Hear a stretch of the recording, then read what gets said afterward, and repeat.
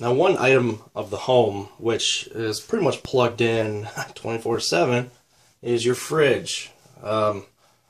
Depending on the year it was made and its efficiency rating, it may use, upwards of 500 watts while it's in use. That's while it's actually running and cooling.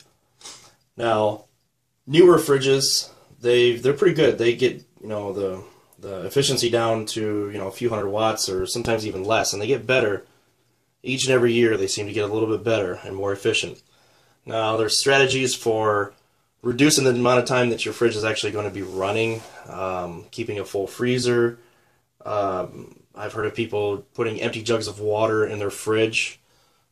Basically, when you open your fridge, all of the air that is in the fridge escapes out and is replaced with air that is the ambient temperature around the fridge. That doesn't mean every bit of it's gone, but a lot of it is. And the refrigerator actually then kicks on to replace that air. Now, of course, there's going to be some leakage. I mean, that's natural. No matter how much insulation a fridge has, you cannot just simply set it out and it'll stay at 40 degrees forever. And that's just not the way that it works. So, this particular fridge that I have, it was made in, I think, 2005, 2006. So it's coming up on 10 years old, but it's still pretty efficient for what it is. And one important thing to note is that while it may use X amount of watts, that's not a continuous 1 hour long run. So people who think that, oh, my fridge uses 500 watts, that's 500 watts per hour, oh, that's crazy. Your fridge, unless you keep it open all the time, it's not going to be running all hour long. Let's go ahead and plug this in. This is the plug to the fridge, and if the lighting will cooperate, I'll try to get this. I've got it in watts right now.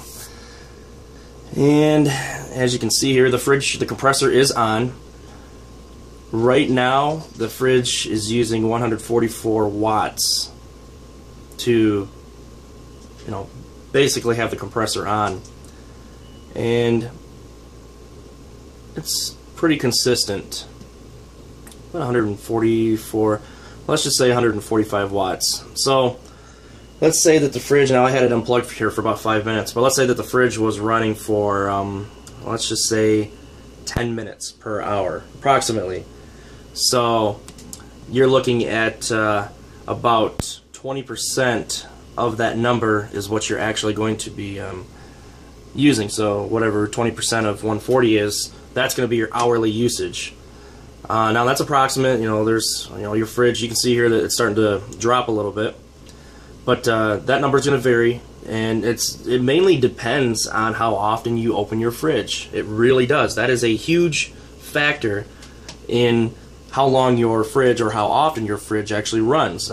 And I've seen some tricks. People put plastic sheets over the front, kind of like walk-in coolers, so that when they open the fridge, the air doesn't escape.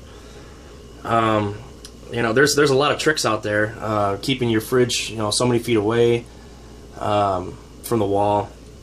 But I clean the back of the fridge, every few months or so when I'm doing my deep cleaning for the season, and I don't really have much to worry about. I don't have a lot of food packed in the fridge. So, for some people who have a large fridge that has a lot of food to cool or keep cold, then you're going to use more electricity. So as you can see here, it looks like we've come down to about 135 watts. So that's not too bad. That really isn't too bad at all, considering that this is a fridge that's running. It's funny, there's a debate back and forth. See, when you lose electricity, let's say there's a power outage, they tell you that as long as you don't open your fridge for 24 hours, then the food will be fine. And that has actually inspired people to say, well, overnight, late at night, or during the day, or a certain block of time within 24 hours, they will unplug their fridge and then plug it back in, because they're told basically that during a power outage, 24 hours is still safe. Now, Some people say that no, bacteria, anytime bacteria, you know, starts to grow and multiply 1 degree over the safe line, you know, the magnitude in which the bacteria multiplies is phenomenal. But personally, I don't go that route. I don't unplug my fridge every night or during the day or whatever. I just don't do that kind of stuff. And if we ever have a power outage that's more than 12 hours long, I pretty much, anything in the fridge, now not in the freezer, but anything in the fridge, I'll pretty much just toss out that needs to be tossed. But anyway, that is not what this video is about. This is about how much electricity my fridge uses. And I had this kilowatt meter plugged in for, it was about a week. And I was keeping track of how much my fridge was actually running for that week. And this was over the summer, so it was a lot hotter. And it turns out that about 5% of my total electric bill, and that varies, but about 5% of my total electric bill goes to the fridge. Approximately. That's just for electricity. That's an approximate number. In the summer it's more, in the winter it's less, just because the ambient temperature is less. So the fridge doesn't have to work as hard to keep the air cool. But yeah. So you can see here, it looks like I'm sitting pretty close at about 135 watts. And the fridge has been on for about 5 minutes now. But that's because I had it unplugged for a little while. Just so that I knew that the compressor was going to have to kick in. It should be pretty quick here that it's going to shut off. But so if you're ever wondering how much your fridge is using, definitely take a look at the kilowatt meter. Take a look at how you have your fridge layout. You know, try not to block the rear passage for the exhaust. Try to not block any of the intakes that are on the inside of the freezer or the fridge itself. You know, just little things you'd be surprised would add up. Yeah, it may only save you, you know, $1 a month, but hey, that's $1 a month. That's 12 bucks a year that you're saving on your electric bill. So some things to consider. All right. So that pretty much covers it for our refrigerator.